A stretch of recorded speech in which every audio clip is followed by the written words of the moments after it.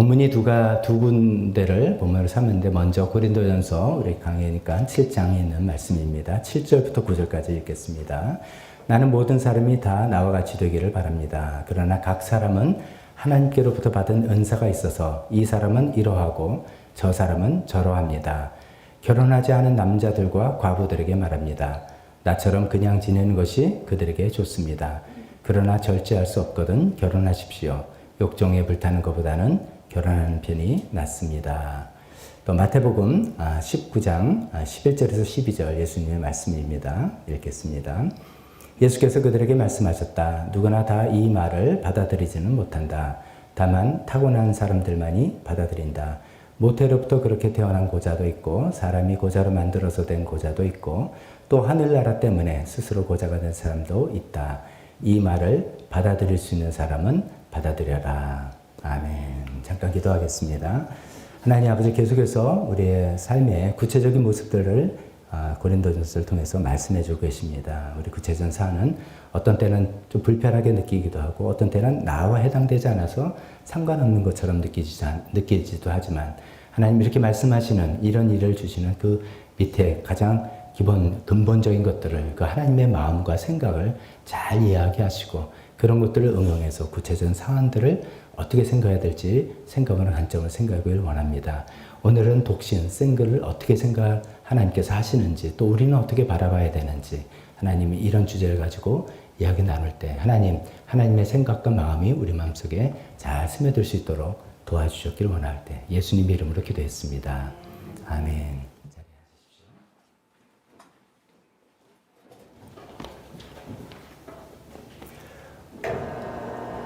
오늘의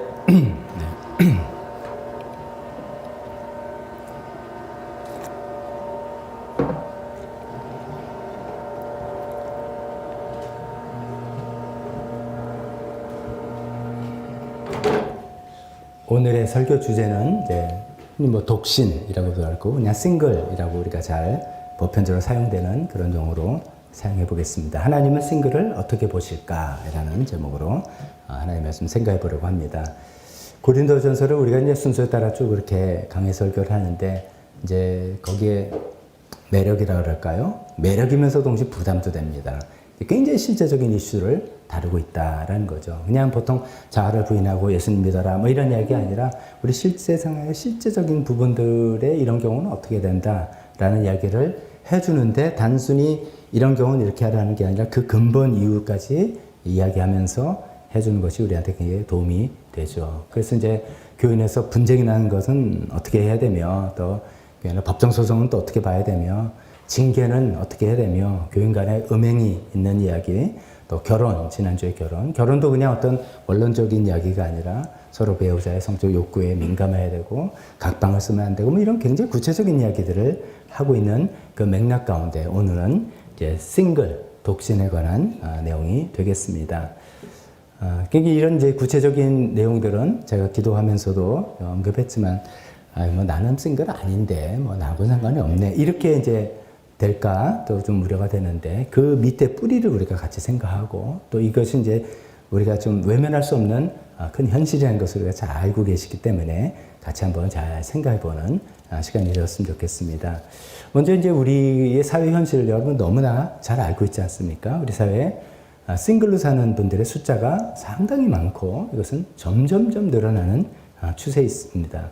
우리나라가 이제 5년마다 인구주책 총조사 이런 거를 하고 있는데 이제 그 보면 가구 수별로 한 집에 몇 명이 살고 있는가 뭐 이런 걸 따지잖아요. 그래서 한 집에 한 가구 한 명 사는 1인 가구의 비중이 점점 늘어나고 있죠. 여러분들이 이 통계 다 접해보셨을 겁니다. 2000년도에 조사했던 15.5%가 1인 가구였습니다. 우리나라가. 그러다가 2015년도에는 27.2%로 늘어나서 2019년도에는 30.2%가 1인 가구라는 것이죠. 30.2%가 혼자 사는 가구로 구성되어 있다는 거죠. 이제 그렇게 생각하면 우리가 딱 떠오를 게, 독거노인들이 많지. 이렇게 생각하지만 이 1인 가구의 더 큰 비중은 청년 가구라는 것이죠. 청년 1인 가구가 굉장히 많이 차지하고 있습니다. 근데 이제 1인 가구가 이제 30.2%이니까 그것도 많다라고 생각하지만 이제 우리가 싱글이란 주제로 이제 독신이란 주제를 생각해 볼 때 이거는 가구잖아요. 근데 실제로는 싱글들이 어떤 형태로 살고 있냐면은 부모님과 같이 사는 경우도 상당히 많이 있잖아요. 양부모님과 살면은 그 가구는 3인 가구가 되죠. 근데도 싱글이 있는 거고, 또 부모님 중에 한 분 돌아가셨거나 뭐 여러 가지 있어서 한 분과 같이 살면 2인 가족인데 거기 또 싱글이 있고. 그러니까 이제 이 통계로 정확히 찝어내기 힘든, 그러니까 이런 경우가 30.2%다 많다라는 것보다 훨씬 더 많은 싱글이 우리 사회에 살아가고 있다는 것을 우리가 잘 알고 여러분들 뉴스 보도를 통해서 들으셨을 것 같습니다. 이렇게 볼 때 이제 싱글이 이제 성경적인 이야기를 떠나서 이제 성경적으로 따져봐야 되겠지만 뭐 특이한 삶도 아니고 굉장히 보편적인 삶의 방식이 되었고, 이제 결혼과 싱글이라는 굉장히 이제 비중이 예전에는 2000년대는 15.2 대 85.5 뭐 이런 정도 됐다면 이제는 7대 3. 그러니까 앞으로 점점 6대 4로 늘어갈 수도 있는, 앞으로 어떻게 될지도 모르는 그런 추세에 있다는 것을 우리가 생각해 볼 수 있습니다. 제가 이런 주제를 통해서 이제 우리 교회 교인들의 가구는 어떻게 됐나 생각을 한번 제가 떠올려 봤더니 상당히 여러 종류의 가구 형태가 있습니다. 결혼한 분들 중에서 결혼했지만 자녀가 없는 분, 아직 신혼이라서 자녀가 없는 경우도 있고, 결혼 오래 했지만 자녀가 없는 가정도 있고, 결혼해서 자녀가 한 분밖에 없는 그런 분도 있고, 결혼해서 자녀가 둘인 분도 있고, 둘인데 뭐 아들만 둘이고 딸만 둘인 집안이 있고, 아주 좋게 아들, 딸 있는 집안이 있고, 결혼해서 저희 같이 아들이 3자녀 있는 집안도 있고요. 또 그런 이제 다 다이내믹이 다르죠. 또 반면에 싱글 가구들이 있죠. 싱글도 아직 이제 결혼을 하고 싶고 결혼할 건데 아직 결혼할 정령이 안 됐다든지 그런 분도 있고, 싱글이지만 결혼할 생각이 전혀 없는 싱글도 있고, 싱글인데 이유가 이혼했기 때문에 싱글인 경우도 있고, 이혼해서 자녀가 있는 그런 가구도 있고, 사별해서 싱글인 경우도 있고, 노년돼서 배우자를 먼저 보낸 그런 경우도 있고, 뭐 여러 형태, 굉장히 많은 다양한 형태의 가구가 우리 교회만 해도 다 있다는 걸 생각해 볼 때, 이제 그런 큰 맥락으로 우리가 이 싱글을 생각해 봐야 되겠습니다. 우리가 일반적으로 이제 지난주에 주제이기도 하고, 일반적으로 이렇게 하나님께서 우리에게 결혼을, 가정을 축복의 선물로 주셨다. 그래서 결혼을 통해서 또 가정을 통해서 행복을 맛보고 기쁨을 누리게 하고 여러 가지 이제 좋은 유익한 것들을 하나님께서 주시기 위해서 하나님께서 우리에게 결혼을 선물로 주셨다. 기쁨이다. 라고 이제 이야기한 게 이제 일반적인 이야기죠. 그런데 이제 그런 일반적인 이야기들 많이 하고 성경에서 그런 이야기가 더 많이 나오고 대다수 나오는데, 근데 이제 사회적인 이런 현상과 이런 것에 더욱더 우리가 이제 그런 것을 더 생각해 볼 때 하나님께서는 이 싱글을 어떻게 보실까? 하나님께서는 싱글에 대해서 어떻게 생각하실까? 거기에 따라서 우리도 어떻게 생각하고 대해야 될까? 이런 것들이 나오지 않겠습니까? 마치 이제 오늘 본문은 그런 이야기를 하는 굉장히 경우가 드문 그런 본문이기 때문에 오늘은 그것에 대해서 좀 주제를 삼아서 하나님의 말씀을 전하려고 합니다. 우리 현실은 이제 되게 다 아시는 것 같고, 이제 두 번째, 하나님께서는 어떻게 생각하시는가 이렇게 생각해 볼 때 이렇게 말씀드릴 수 있겠습니다. 결혼은 모든 사람을 위한 제도가 아니다. 다시 더 정확히 하면 결혼만이 모든 사람을 위한 제도, 그것은 아니다라는 것이죠. 성경은, 즉 성경에 나타난 하나님의 뜻은 이거죠. 모든 사람이 다 결혼을 해야 된다라고 하지는 않는다는 것입니다. 독신에 대한, 싱글에 대한 것을 하나님께서 인정하시고, 이것이 뭐 마지막에 허락하다 이게 아니라 인정하시고, 거기에서 오는 사도 바울의 어떤 그 표현은 제가 이제 좀 예외적인 상황이 있다고 좀 말씀드렸죠. 고린도전서 7장은 원론적인 어떤 이야기가 아니라 고린도 교회는 특수 상황이 있어서 그런 각도로 봐야 된다고 말씀드렸죠. 그렇기 때문에 조금 더 그 푸시하는 독신에 대해서 지지하는 이런 게 있긴 하겠지만, 전체 예수님 말씀과 우리의 조화를 생각해 볼 때 하나님께서 독신의 삶, 싱글의 삶을 하나님께서 얼마든지 인정하시고 계신다는 것을 우리가 확인해 볼 수가 있겠습니다. 그래서 만약에 이제 우리가 자칫하면서 결혼한 사람이 결혼이 정상이고 미혼은 싱글은 비정상이다. 만약에 이런 생각이 우리가 있다면 그 생각은 우리가 좀 내려놔야 되겠다. 정상, 비정상. 또 이제 그런 얘기도 하죠. 예, 많은 분들이 보았던 드라마, 그 미생 드라마인 것처럼 우리가 완생으로 가야 되는데 결혼 안 하는 사람은 지금 미생, 아직 좀 덜 된 거예요. 빨리 결혼해야지 네가 인생이 뭐 제대로 되는 거다. 이런 개념도, 이 시각도 우리의 전통과 우리의 경험과 우리의 사회적인 분위기에서는 굉장히 통용될지 모르지만 하나님의 성경에 나오는 하나님의 말씀과 생각에 의해서는 좀 거리가 있다. 이런 얘기를 우리가 좀 생각해 보려고 합니다. 결혼은 모든 사람을 위한 제도가 아니다. 라고 하는 것을 오늘 먼저 두 번째 본문인 예수님께서 하신 말씀을 통해서 생각해 보려고 합니다.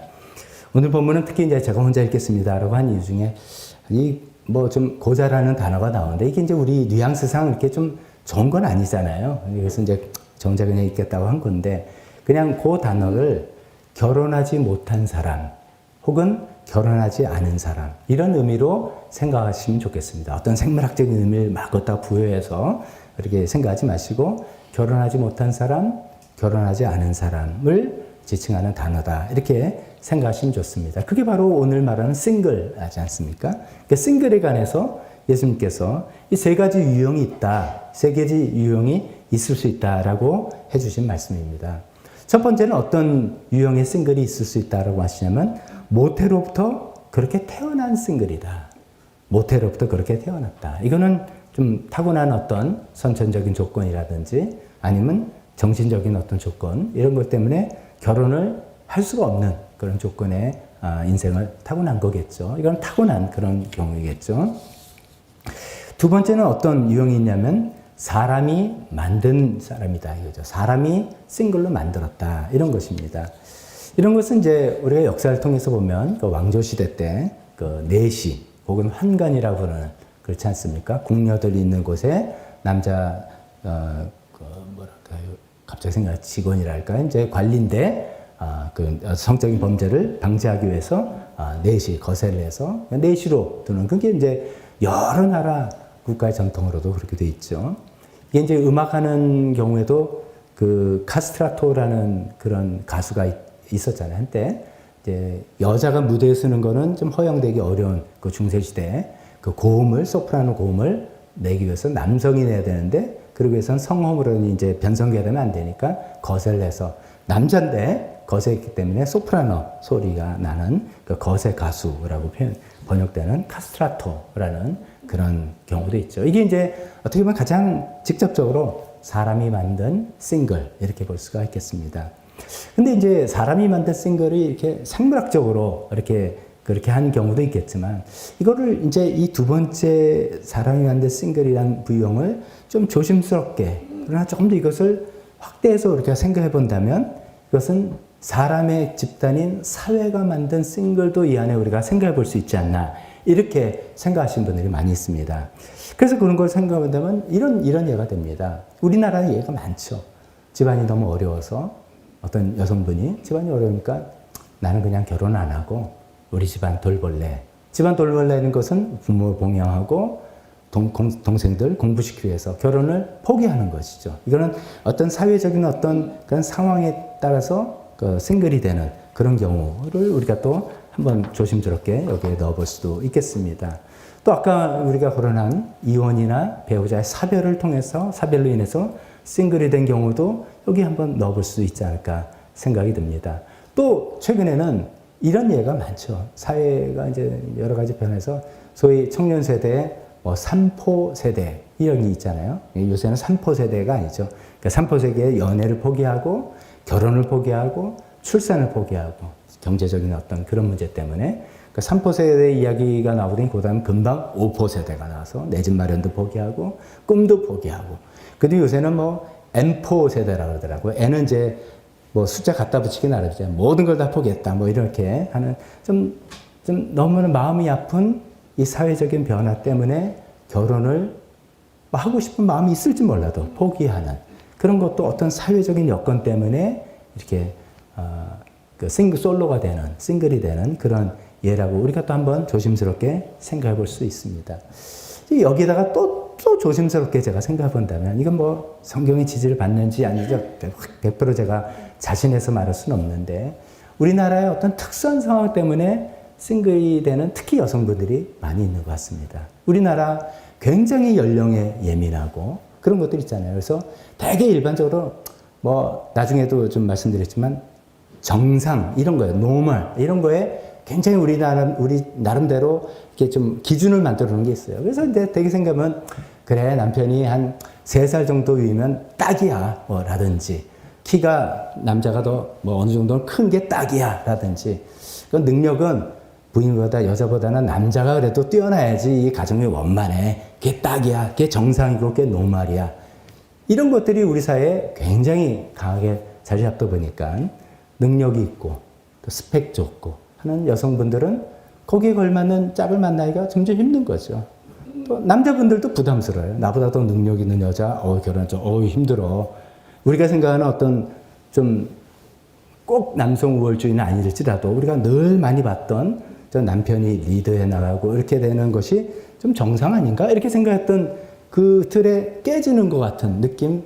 나 부담스러워. 그러니까 늘 나보다 나이 어리고 나보다 내가 조금 더 능력 있는 상황의 여자를 찾는 남성들의 형편이 많고 그러다 보니 여성들은 배우자를 만날 기회가 점점 더 없어지고 그러다고 뭐 아무나 그냥 결혼하자 이러기도 또 쉽지 않고 뭐 이런 한국의 특수한 상황 때문에 싱글로 되는 그런 경우도 이게 이 두 번째 제가 분명히 들어갑니다. 자신할 수는 없습니다만 그런 것도 좀 여기에 들어가지 않는가 싶습니다. 그러니까 단순히 뭐 넷이나 이런 것처럼 사람이 강제로 써서 물리적으로 생물학적인 어떤 솔로를 만드는 싱글을 만드는 것만이 아니라 이런 사회적인 분위기로 인해서 싱글이 되는 그런 경우도 조심스럽게 우리가 여기다가 넣어볼 수 있다는 말씀입니다.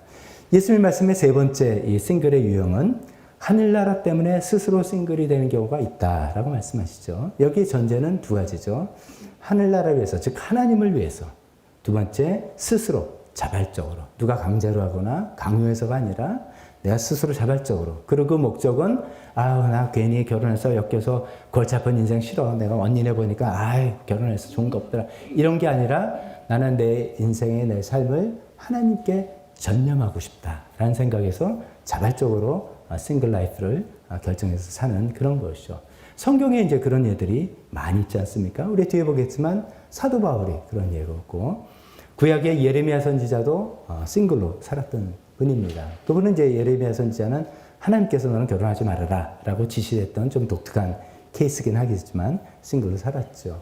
신약성경에 예수님을 아기 예수를 맞이한 시므온과 안나란 두 인물이 나오는데 그 안나란 여성이 일찍 결혼했지만 남편을 사별하고 오랜 기간 동안 싱글로 살면서 자기는 그냥 하나님께 자기 삶을 드렸죠. 늘 성전에서 금식과 기도로 하나님께 자기 인생을 다 드리고 중보기도 했던 그런 안나란 여인이 소개되어 있습니다. 성경 외의 인물 중에서도 아마도 제일 이제 유명한 인물은 그 우리 개신교 분 아니지만 마더 테레사일 겁니다. 그분은 뭐 수녀니까 당연히 싱글이죠. 근데 이제 그런 것이죠. 그분이 수녀니까 싱글이니까 그런 우리가 많이 알고 있는 업적을 하지 않았을까 싶기도 하고요. 그 다음에 이제 개신교에서는 지금은 돌아가신 존 스토트 목사님이라는 분이 영국의 굉장히 이제 유명한 신학자 목사님인데 이분도 싱글로 많은 책을 저술하고 강의를 하고 목회를 하셨던 그런 예들이 있습니다. 그 밖에도 굉장히 많은 예가 있겠죠. 다 하나님을 위해서 자발적으로 싱글 라이프로 싱글의 삶을 택하신 그런 분들이죠. 근데 이제 이런 예 중에서 가장 대표적인 예는 하나님을 위해서 자발적으로 싱글로 산 가장 대표적인 예는 누구였습니까? 예수님이다 이거죠. 예수님이요. 예수님 그런 삶을 사셨죠. 근데 이제 우리가 생각하면 예수님은 예수님이니까 이렇게 생각합니다. 예수님 워낙 예수님 결혼하는 것도 좀 이상하잖아요. 뭐 이렇게 생각해서 이제 우리는 결론적으로 생각해 보는데 예수님께서 사셨던 당대 그러니까 1세기 유대인들이 살던 유대 사회의 분위기는 우리 사회보다도 훨씬 더 전통적인 그런 사회입니다. 그래서 이제 여러분들 탈무드라는 거 들어보셨죠? 성경이 있는 성경의 해설서 이렇게 생각하시면 됩니다. 탈무드에는 그 당시에 그 유대인 랍비들이 이런 이야기를 했습니다. 하나님의 은혜는 어떤 자에게 내리느냐? 하나님의 은혜는 아내를 가진 자에게만 내린다. 이런 가르침이 탈무드에 있어요. 그러니까 결혼하지 않은 남자 하나님 은혜 못 받아. 결혼하지 않은 여자 너는 틀렸고, 여성은 일단 죄예요. 여성은 죄고, 남성 중에서도 결혼한 아내가 있는 사람에게만 하나님의 은혜가 내린다는 굉장히 전통주의적인 사고방식의 그 시대에 사셨던 분이에요. 예수님이. 그 시대에 사시면서 어떻게 보면 당당히 싱글로서의 삶을 사시고 당당히 그 사역을 하셨던 겁니다.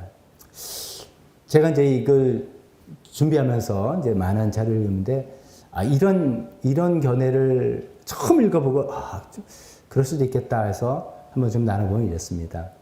하나님께서 그런 예수님의 삶을 기꺼이 인정하고 받아주셨다는 거예요. 그래서 어떤 이야기를 하냐면, 예수님께서 침례 받으실 때 하나님께서 하늘이 열리고 어떤 소리가 들렸습니까? 이는 내 사랑하는 아들이다. 내가 저를 기뻐한다.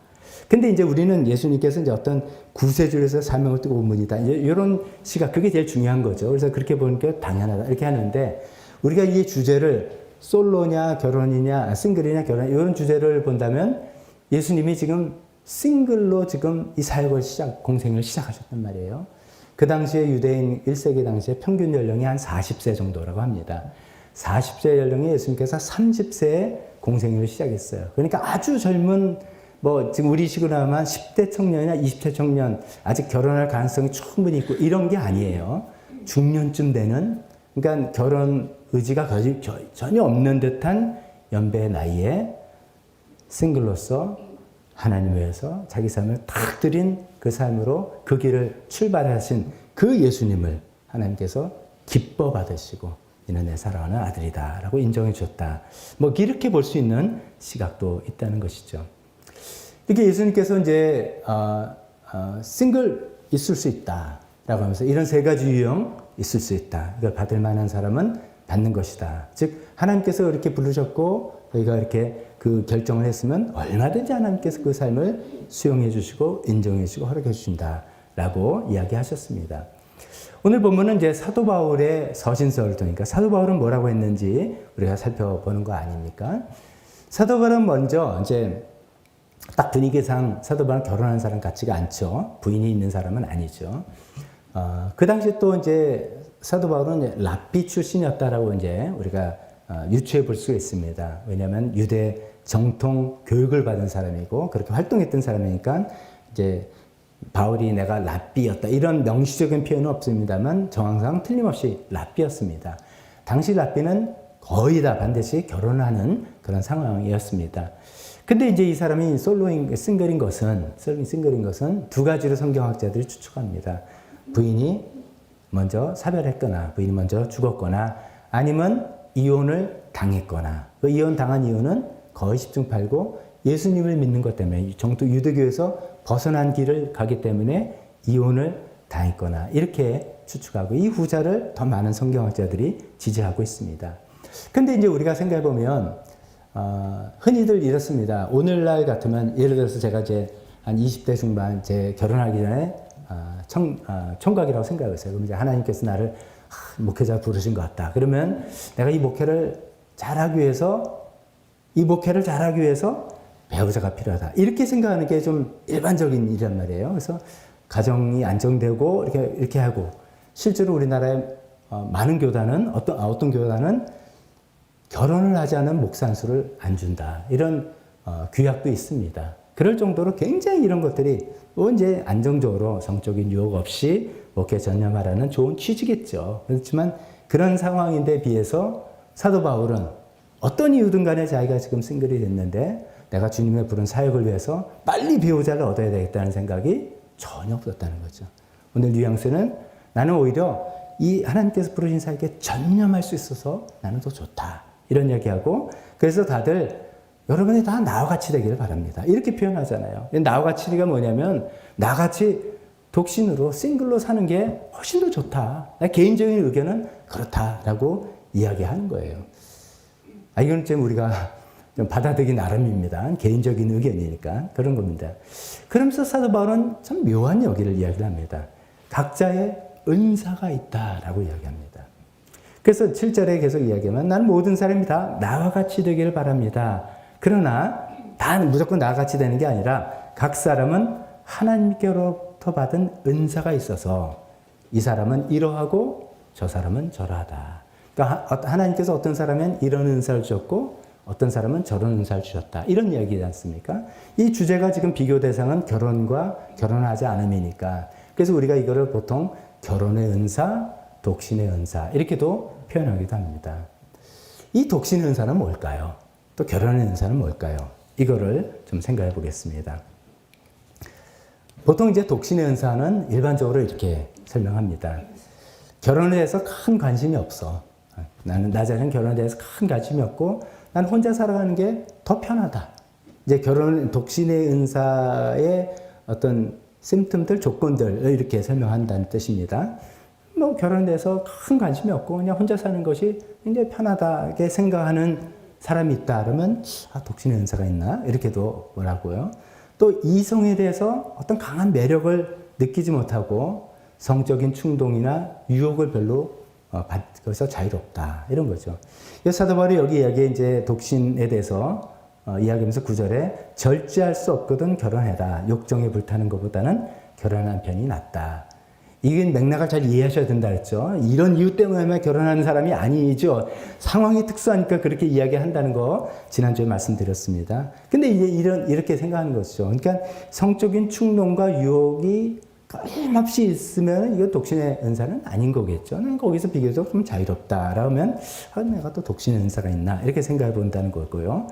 또 나는 혼자 사는 게 아까 예수님이 말한 세 번째 케이스처럼 하나님을 위해서 섬길 시간이 많아서 난 너무 감사하다. 혼자 사니까 내 혼자 시간 다 조절할 수 있고 시간 비교적 많이 있어서 그걸 가지고 내 생활을 인조하고 즐기는 게 아니라 하나님을 섬기고 성경 말씀을 실컷 읽고 묵상하고 신앙적인 책도 읽고 어떤 봉사와 활동도 하고 섬김도 하고 이게 난 너무 좋아.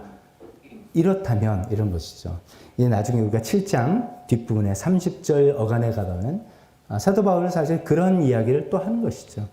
결혼하면 아무래도 마음과 에너지가 나뉘어진다. 가정에 아무래도 신경 쓰고 나뉘어지는 게 아니죠. 대부분 결혼하면 신앙조 때 싱글 때 신앙조 어떤 분들이 결혼하고 애 낳고 애가 어릴 때 특히 애가 어릴 때는 에너지의 한 95% 이상은 전부 다 거기에 뺏겨서 신앙을 지키기가 급급한 때가 있습니다. 그럴 때 우리가 많이 도와줘야 되고 이해해줘야 되는 건데 이제 그런 식인 것처럼 그런 데 비해서 이제 결혼한 사람은 내 모든 생각과 에너지를 주님께 내가 마음대로 둘 수 있어서 나는 이게 훨씬 더 좋아. 나 이게 더 감사해. 이런 사람. 그래서 그리고 또 이제 이성이나 결혼이란 이런 가치보다는 나 자신의 그냥 나라는 인생은 어떤 사람일까? 거기 가치가 나는 더 중요하다고 생각한다고 하는 사람들. 이라고 설명을 합니다. 저도 이제 쭉 어디서 들은 이야기고 그렇죠. 이런 것들이 있으면 이제 독신의 은사가 있다라고 이제 이야기를 하는데 오늘 이제 본문 말씀을 보면은 좀 그런 일반적인 은사, 이런 것이 이제 은사로서 표현되기보다도 조금 다르게 생각해 보는 게 더 낫지 않을까 싶습니다. 지금 무슨 말씀이냐면, 독신의 은사라고 표현했는데, 이 은사가 우리 보통 이제 성령의 은사라고 해서 방언의 은사, 예언의 은사, 아니면 또 일반적인 은사 중에 섬김의 은사. 그래서 보통 우리가 은사라고 하면 성령님께서 주시는 그 일을 할 수 있는 능력이라고 표현합니다. 근데 그런 능력과 똑같은 단어의 의미로 생각할 수 있는가 하면 좀 아닌 것 같아요. 독신의 능력? 이게 무슨 말입니까? 또 반대로 결혼의 능력. 예를 들어서 나는 결혼의 은사가 있어. 그럼 난 결혼을 잘한다는 뜻입니까? 아니면 결혼을 잘했다는 뜻입니까? 이게 좀 말이 좀 안 맞는 것 같아요. 그래서 여기서 이제 은사라는 것은 그 은사라는 단어에 그냥 직접적인 문자 그대로의 뜻. 은사라는 단어는 선물이라는 뜻입니다. 하나님께서 주신 선물이라는 뜻이거든요. 그래서 그냥 결혼 생활이 하나님께서 주신 선물, 혹은 싱글의 삶이 하나님께서 주신 선물, 이렇게 이해하는 게 좀 더 우리가 이해하기 쉽지 않은가 이런 생각이 듭니다. 그게 이제 무슨 뜻인가 하면 이런 것이죠. 우리가 모두 다 우리는 남성과 여성으로 하나님께서 우리를 지으셨습니다.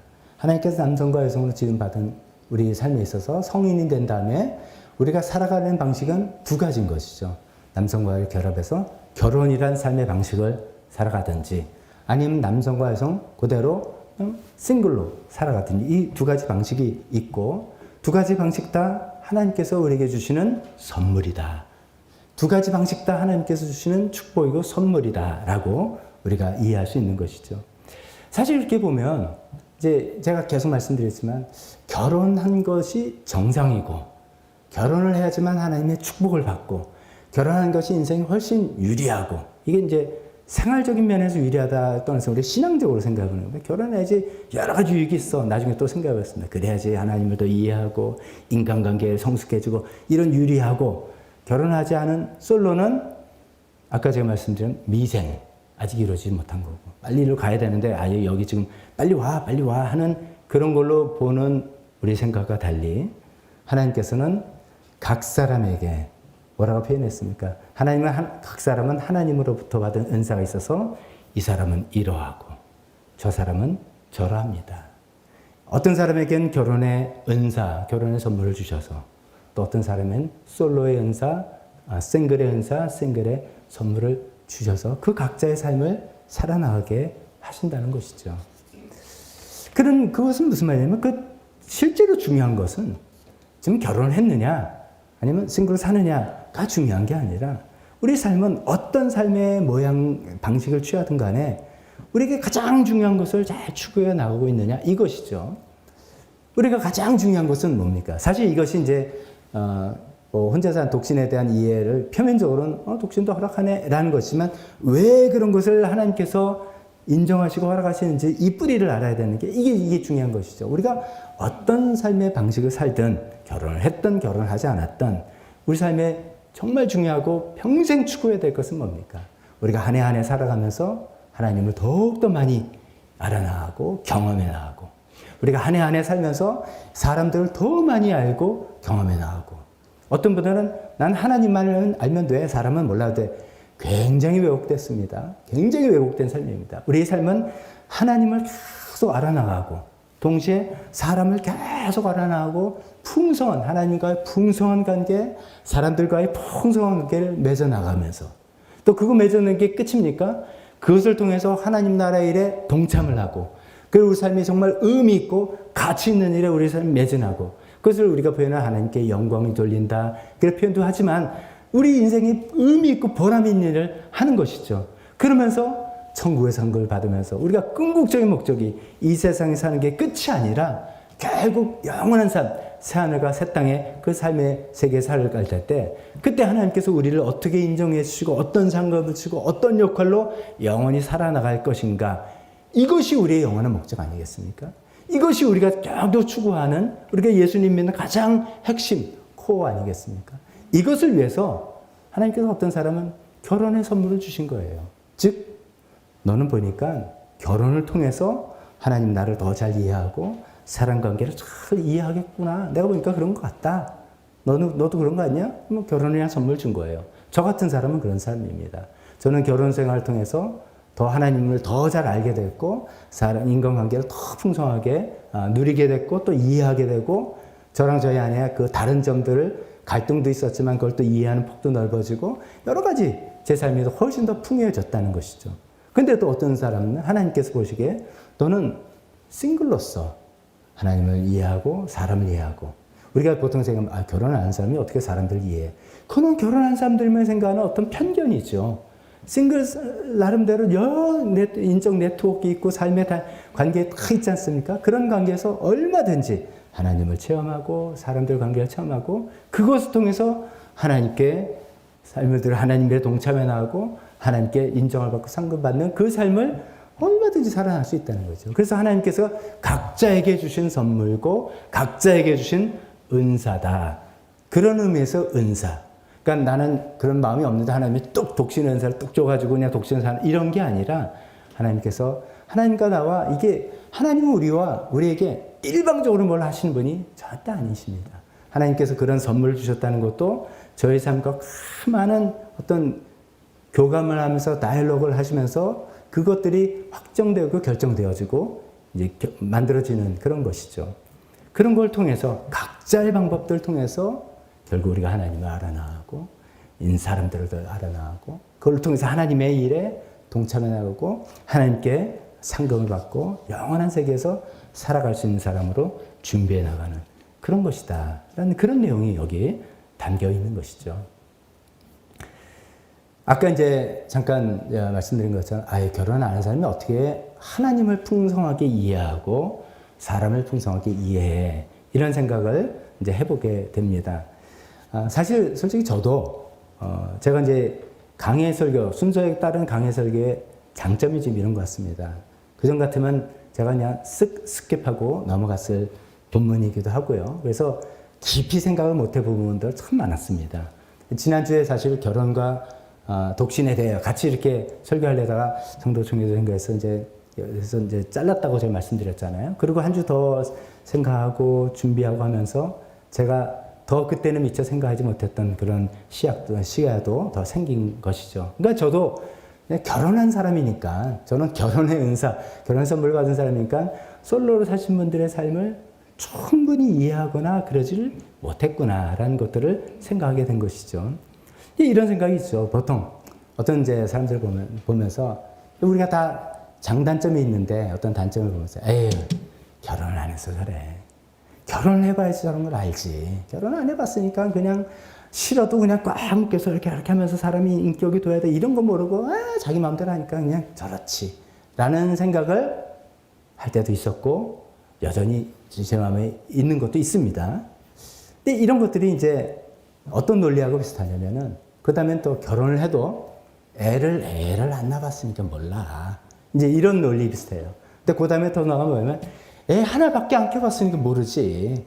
둘은 키워봐야지 알지. 그러다가 더 나와요. 저 같은 사람은 둘 가지고는 모릅니다. 셋 정도 키워보면 이거 손이 안 닿고 이거 해봐야 됩니다. 이 논리는 계속해서 확정될 수 있는 것이죠.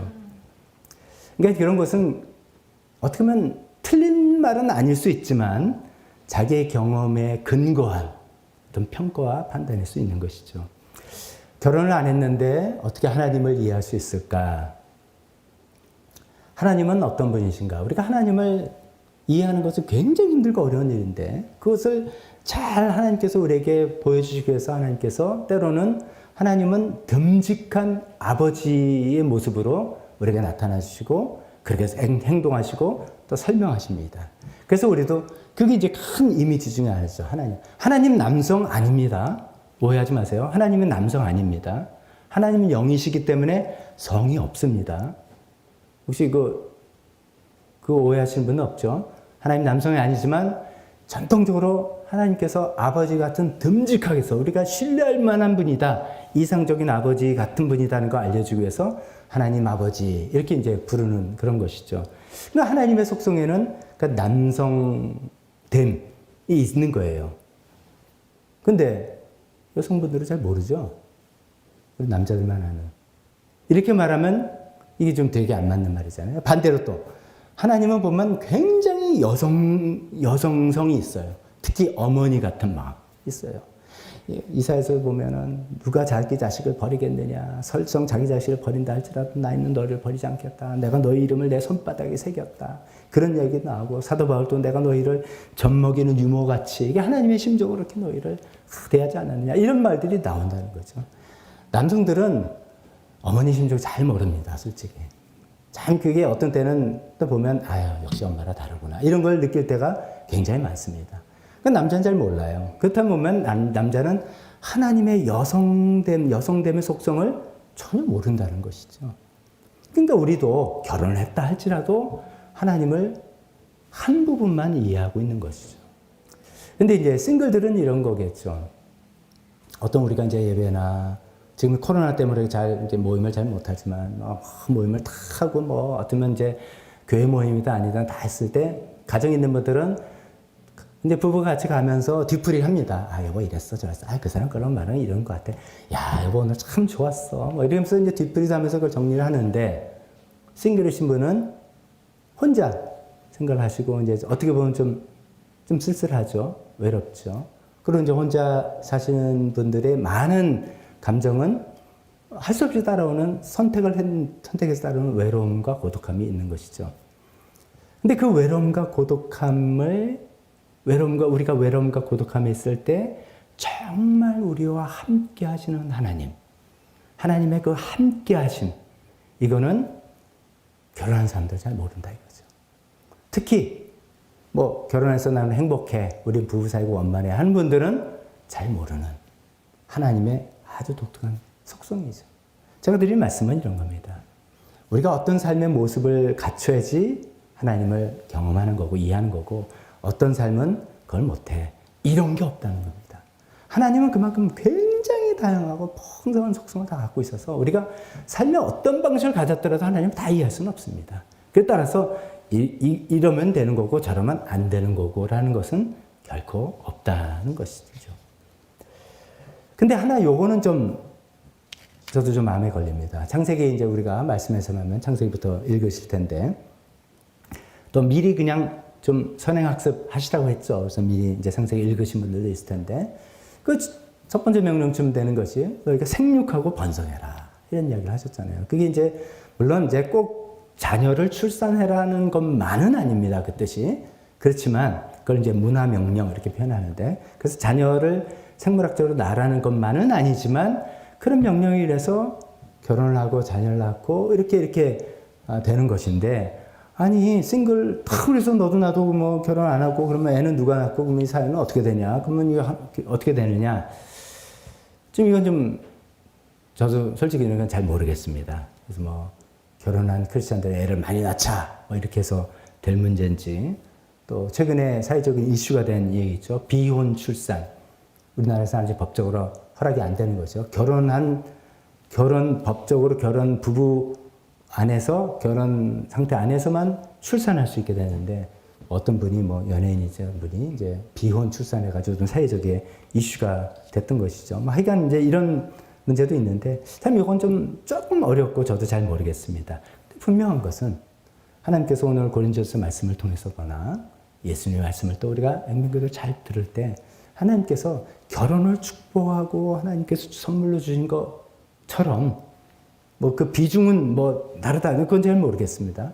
똑같이 싱글의 삶을 하나님께서 인정해 주시고 하나님께서 선물로 은사로 주셨다라고 하는 부분을 우리가 그대로 잘 받아야 되지 않을까, 이런 말씀입니다. 그러면서 마지막 세 번째로는 이런 것들이 혹시 우리 마음속에 뭐랄까요, 아니 문제없이 받아들이고 그런 것도 있겠지만 이게 좀 이슈가 된다면은 그 원인 중에 하나가 우리 삶의 정상과 비정상이라는 구분을 우리 스스로 잣대로 갖고 있는 그런 것 때문이 아닌가 생각합니다. 우리에서는 뭐는 노멀한 거고 뭐는 앱노멀한 거야 라는 것을 우리가 규정하는데, 그 규정이 나의 경험들이 쌓인 전통, 나만의 가치관, 이런 것에 기준에서 뭐는 정상이고 뭐는 비정상이다라는 것들 때문에 온 것은 혹시 아닌지, 이런 생각을 마지막으로 해보려고 합니다. 일반적으로 우리가 정상이란 게 이럴 때 좋은 표현이 아닌 거 여러분 제가 미리 말씀드렸지만, 우리가 일반적으로 정상적인 가정을 그림을 그린다. 그러면 어떻게 그리겠어요? 아빠 있고 키가 좀 더 큰 아빠 있고, 아빠보다는 키가 조금 작은 엄마 있고, 자녀가 몇 명이에요? 2명. 반드시 2명. 그래서 아들이 하나 있고 딸이 하나 있고. 그게 이제 우리가 은연중에 생각하는 정상 가정이죠.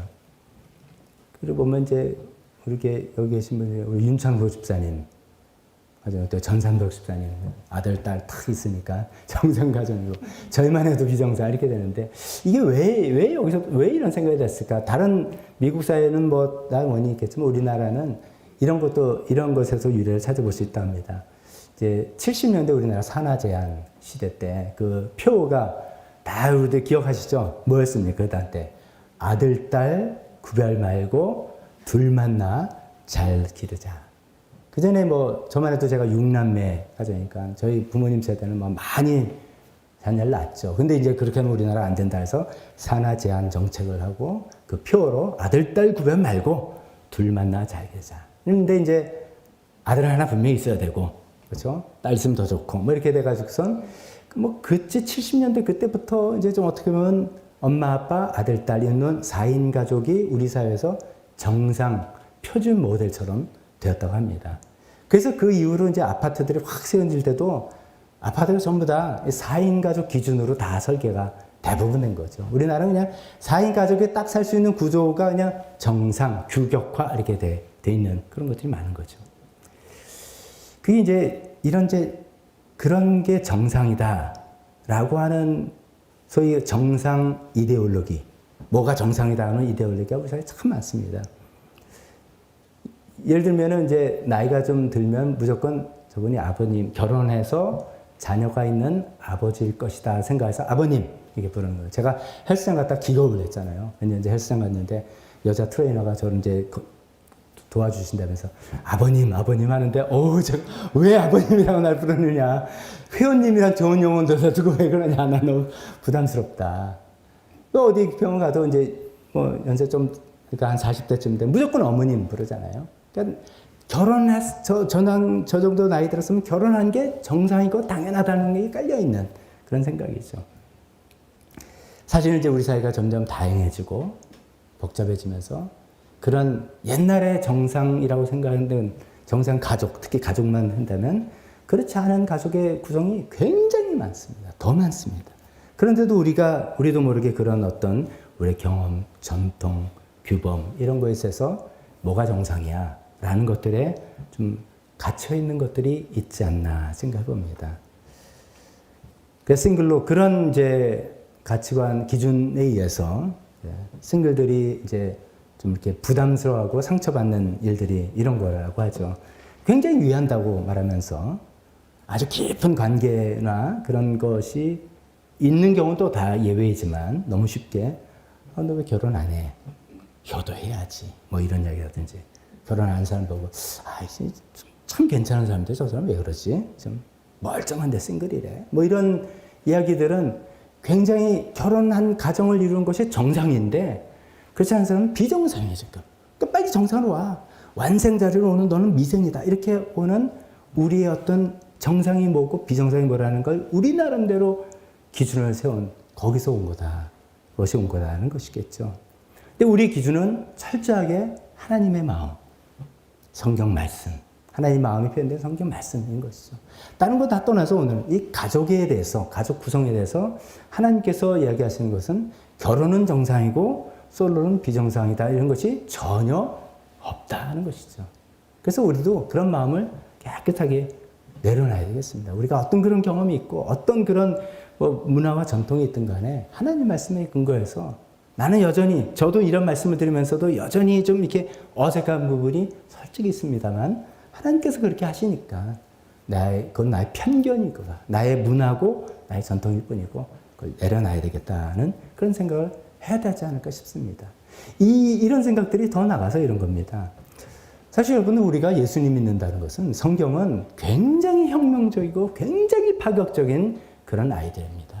단순히 하나님께서 우리를 구원해서 천국 데리고 간다는 정도가 아니라 굉장히 파격적이고 혁명적인 그런 아이디어들을 이 시대에 이 인간 사회에 던진 겁니다. 예수님만 해도 아까 말씀드렸죠. 그 유대 전통 사이에 예수님께서 딱 싱글로 당당하게 살아가시고 당당하게 사역하셨던 것 자체도 그것도 파격인데 사도 바울이 이제 서신서를 통해서 우리에게 하는 이야기가 뭡니까? 우리 예수 그리스도 안에서는 예수님 믿는 사람 안에서는 남자와 여자 차별 없다.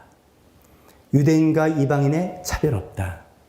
자유인과 노예 차별 없다. 이게 다시 말하면 무슨 말씀입니까? 왜 그 시대는 뭐냐면 남자가 정상이에요. 여자는 비정상. 그렇게 표현 안 합니다. 남자가 우성, 여자는 열성, 열등 존재 이렇게 생각하지만 다른 표현은 남자는 정상, 여자는 남자를 못 태어났네. 이런 존재거든요. 유대인 정상, 이방인 자유인 정상, 노예는 안 됐다. 이렇게 생각하는 사회에 사도 바울은 예수님을 믿고 보니까 예수님께서 우리에게 주신 삶은 하나님께서 우리에게 던지는 삶은 그런 차별 없다 이거죠. 뭐가 정상이고 뭐가 비정상이고 그런 혈통과 성별과 피부색과 이런 걸 통해서 오는 것이 절대로 아니다. 라는 그런 혁명적인 이야기를 하신 겁니다. 그럼에도 불구하고 이것이 정말 인류 역사에서 우리 삶에서 이것이 구현되기에는 굉장히 오랜 시간 걸린 거 우리가 잘 알지 않습니까? 노예제도만 해도 지금 그 얘기가 1세기에 사도 바울의 서신서를 통해서 나왔는데 1833년에 영국에서 처음으로 노예제도를 폐지했어요. 법적으로. 1833년에. 남녀 차이 없다라고 이야기했는데도 여성에게 선거권이 주어진 것은 미국에서는 1920년에 와서야 됐습니다. 인종차별은 아직도 있습니다. 그런 것들 우리가 성경에서 나오는 성경에서 정말 우리가 개인적으로만 생각할 것이나 그런 사회제도의 어떤 새로운 가치관을 우리에게 주신 것들을 우리가 생각해 보지 않는다면 우리는 굉장히 편협한 기복주의 신앙에 빠지기가 쉬운 것이죠. 말씀이 이제 많이 이렇게 옆으로 갔지만 제가 드리고 싶은 말씀의 요지는 무엇이 정상이고 무엇이 비정상이라는 것은 우리의 경험과 우리의 전통과 우리의 편견과 우리의 규범과 우리 사회의 문화가 기준이 돼서는 안 되고 오늘 우리에게 하나님께서 말씀해 주신 그것이 기준이 되어야 된다. 그래서 결혼한 사람이건 싱글로 사는 사람이건 모두 정상이고 하나님께서 각자에게 그 삶에 맞는 선물을 주신 거다라고 우리가 받아들이고 인정하고 그런 시각으로 상대방을 봐야 될 것 같습니다.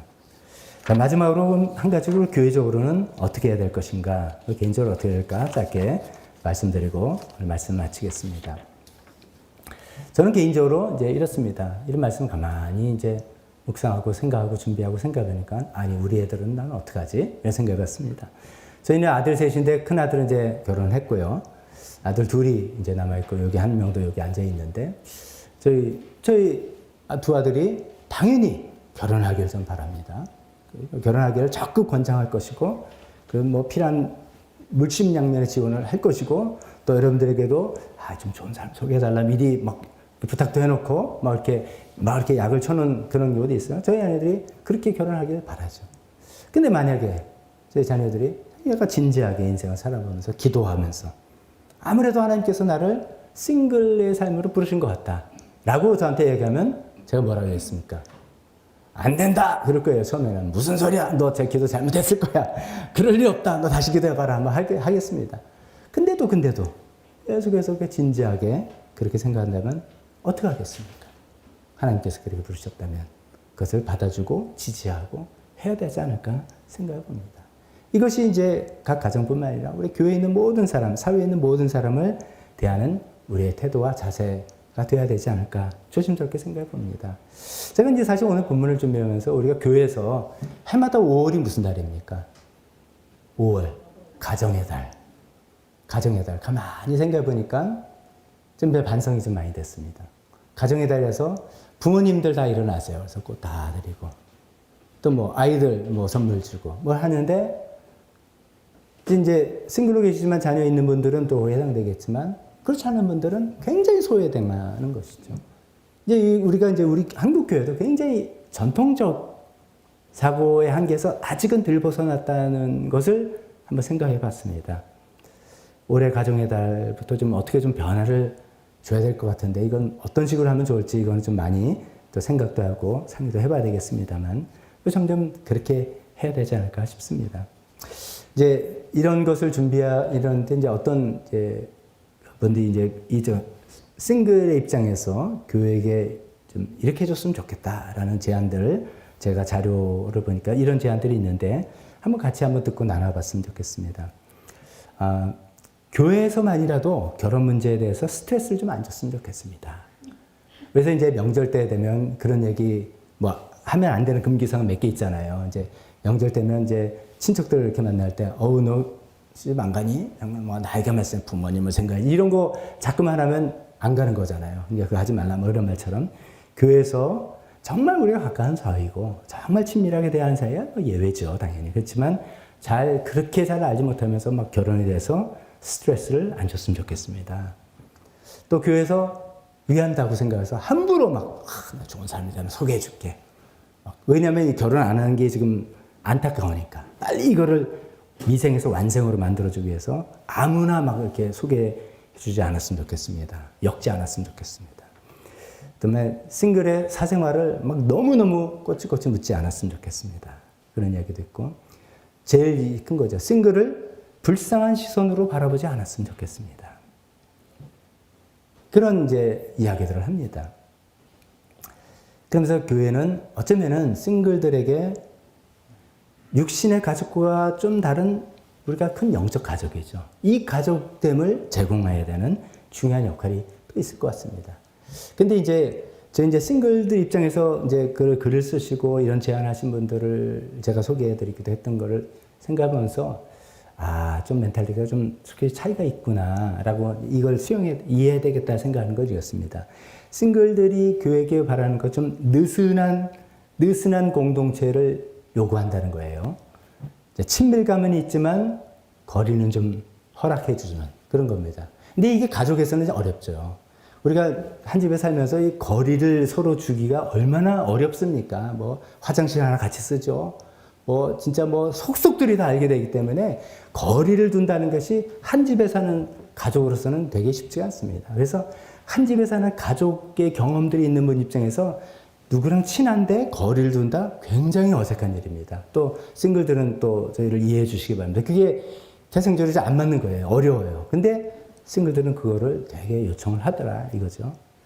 그래서 거리는 주지만 친밀감은 있지만 거리를 두는 그런 관심과 지지를 보내주지만 또 때로는 거리를 허용해 주는 그런 공동체, 교회 공동체를 요구한다. 이런 목소리가 많습니다. 제가 이 싱글이라는 주제에 대해서 제 목회 경험상 설교가 처음입니다. 처음으로 해보는 겁니다. 그래서 제 생각에 좀 미숙한 것도 있고 치우친 것도 있을지도 모르겠습니다. 근데 하여간 이런 것들을 우리가 좀 생각해보고 본문이 이렇게 주어졌기 때문에 생각도 해보고 진지하게 고민도 해보고 또 필요하면 우리가 변화도 가져보고 이렇게 해야 될 부분인 것 같습니다. 오늘 설교 제목이 뭡니까? 하나님은 싱글을 어떻게 보실까? 하나님 싱글을 어떻게 보실까요? 정상으로 보신다. 하나님께서 어떤 사람은 결혼을 통해서 하나님을 더 이해해 나가고 사람들을 이해해 나가고 하나님 일에 더 잘 쓰임받고 할 사람이 있어서 결혼을 선물로 은사로 주신 사람이 있고 하나님은 싱글로서 하나님을 또 이해하고 사람들도 이해하고 하나님께 헌신해서 하나님께 칭찬받고 상급받을 사람이 있다고 해서 싱글을 은사와 선물로 주는 사람도 있다는 것을 우리가 인정하고 하나님께서 그렇게 하시는 것을 우리가 인정하고 받아들이고 서로 이렇게 대할 수 있는 우리 교회가 되었으면 좋겠습니다. 잠깐 기도하고